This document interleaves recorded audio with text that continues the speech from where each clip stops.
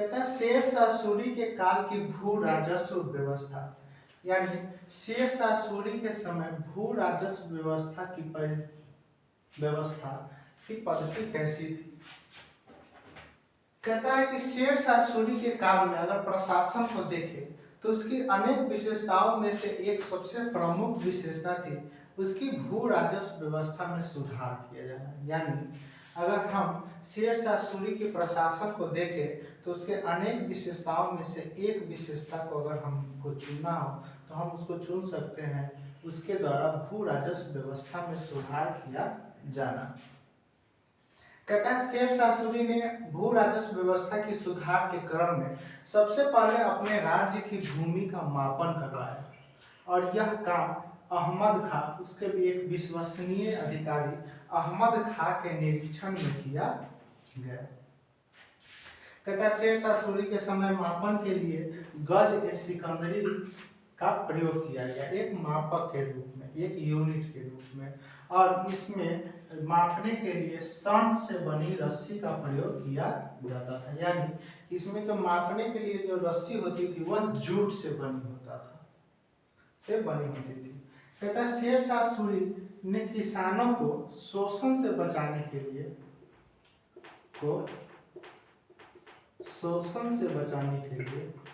लिए दो तरह की व्यवस्थाएं शुरू की, पट्टा व्यवस्था और दूसरा कबूलियत व्यवस्था। पट्टा व्यवस्था में क्या होता था कि एक जगह पे किसी पेपर पर भूमि का कितना क्षेत्र है, उसका एरिया, उसमें कितना औसत उत्पादन होता है, एवरेज प्रोडक्शन कितना उत्पादन हो रहा है, उसके आधार पर इसे कितना भू राजस्व व्यवस्था देना है, वो सब डिटेल लिखा होता था। यानी पट्टा वह कागज था या आंकड़ा था जिसमें भूमि का क्षेत्र, एरिया, उससे कितना उत्पादन हो सकता है, उसका औसत, और उसके आधार पर कितना भू राजस्व देना होगा वो लिखा होता था।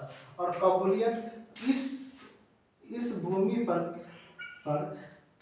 इस शर्तों के आधार पर, यानी कि इसका उत्पादन और भू राजस्व कितना देना है, इस आधार पर अगर कोई किसान इस खेत पे काम करने के लिए, खेती करने के लिए क्या है, सहमत होता है तो वह उस पर क्या करवाया जाता था, हस्ताक्षर करवाया जाता था। यानी कि किसानों की सहमति पत्र होता था कबूलियत, है ना। कहता है कि शेरशाह सूरी किसानों को बचाने के लिए दो तरह की व्यवस्थाएं लाए, पट्टा और दूसरा कबूलियत। पट्टा में क्या होता था, पट्टा में किसानों को यह विवरण दिया जाता था कि आपको जो क्षेत्र दिया गया उसका एरिया कितना है, उसमें औसत उत्पादन कितना हुआ है पिछले कुछ वर्षों का, और उसके आधार पर आपको भू राजस्व कितना देना होगा। और कबूलियत में क्या आता था, कबूलियत में किसान यह कहते थे कि इस भूमि क्षेत्र पर खेती करने के लिए, काम करने के लिए सहमत हुआ और उसके लिए उसको एक सिग्नेचर करके एक पेपर देना होता था। तो ये था कबूलियत।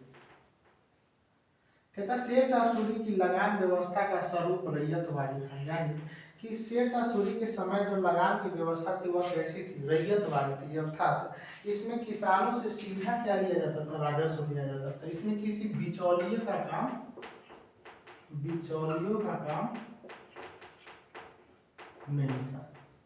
जैसे जमींदारी व्यवस्था में देखने को मिलता है कि किसान और ब्रिटिशों के बीच कौन होता था, नवाब, जमींदार होते थे, नवाब नहीं, जमींदार होते थे। इसी लेकिन रैयतवाड़ी व्यवस्था में ऐसा कोई बिचौलिया नहीं होता था। कहता है शेरशाह सूरी के समय लगान लिया जाता था नकद के रूप में भी और अनाज के रूप में भी, लेकिन प्राथमिकता किसको दी जाती थी, तो नकद को दी जाती थी, प्राथमिकता दी जाती थी। शेरशाह सूरी के समय में किसी भी भूमि की पहले गुणवत्ता की जांच की जाती, उसके आधार पर उसका औसत उत्पादन निकाला जाता और औसत उत्पादन का 1/3 भाग कर के रूप में लिया जाता था, भू राजस्व के रूप में लिया, भाग भू राजस्व के रूप में के रूप में लिया जाता था। केवल एक क्षेत्र था मुल्तान जहां उपज का 1/4 भाग कर के रूप में लिया जाता था। कहता है कि किसानों को भू राजस्व के अतिरिक्त 2 प्रकार के और भी कर देने होते थे। पहला जरीबाना और दूसरा महासिलाना। कहता है जरीबाना सर्वेक्षण शुल्क हुआ करता था और महासिलाना कर संग्रह शुल्क, यानी कि भूमि का सर्वेक्षण आदि करने में जो खर्च लगता वो कहाँ से, जरीबाना से, और कर संग्रह करने में जो कर्मचारियों का आदि का जो खर्च होता वो महासिलाना से राजा प्राप्त करता था। कहता है जरीमाना कितना होता था, तो वो भू राजस्व का 2.5% था, 2.5%, और महासिलाना कितना था, भू राजस्व का 5%। तो अगर एक बार फिर से रिकैप कराया जाए तो हम देखते हैं कि शेरशाह सूरी की तमाम प्रशासनिक व्यवस्थाओं में एक सबसे महत्वपूर्ण व्यवस्था था भू राजस्व व्यवस्था में सुधार किया जाना। इस क्रम में शेरशाह सूरी ने सबसे पहले अपने राज्य की भूमि का मापन कराया और यह काम उसके एक विश्वसनीय अधिकारी अहमद खां के नेतृत्व में निरीक्षण में किया गया। शेरशाह सूरी के समय मापन के लिए, भूमि मापन के लिए गज और सिकंदरी नामक इकाई का प्रयोग किया गया और इसको मापने के लिए एक सन से बनी हुई रस्सी का प्रयोग किया जाता था। शेरशाह सूरी ने किसानों को शोषण से बचाने के लिए 2 व्यवस्था लाया, पट्टा और कबूलियत। पट्टा में भूमि का क्षेत्र, उसका औसत उत्पादन और उसके आधार पर भू राजस्व का निर्धारण आदि लिखा होता था। और कबूलियत में किसान अपनी हस्ताक्षर यानी कि सहमति से उस खेतों को पर काम करने के लिए एक सिग्नेचर किया हुआ, हस्ताक्षर किया हुआ पत्र राजा को देते। शेरशाह सूरी के समय जो लगान व्यवस्था था उसका स्वरूप रैयतवाड़ी था, यानी किसान और राजा के बीच में कोई दूसरा बिचौलिया नहीं होगा, कोई दूसरा बिचौलिया नहीं होगा। तथा शेरशाह सूरी के समय जो लगान लिया जाता था वह नकद भी लिया जाता था और अनाज के रूप में भी लिया जाता था, लेकिन इस दोनों में प्राथमिकता नकद को दिया जाता था। शेरशाह सूरी के समय भूमि की गुणवत्ता का माप किया जाता, उसका औसत उत्पादन निकाला जाता पिछले कुछ वर्षों का, और उसके आधार पर औसत उत्पादन का 1/3 भाग भू राजस्व के रूप में लिया जाता था।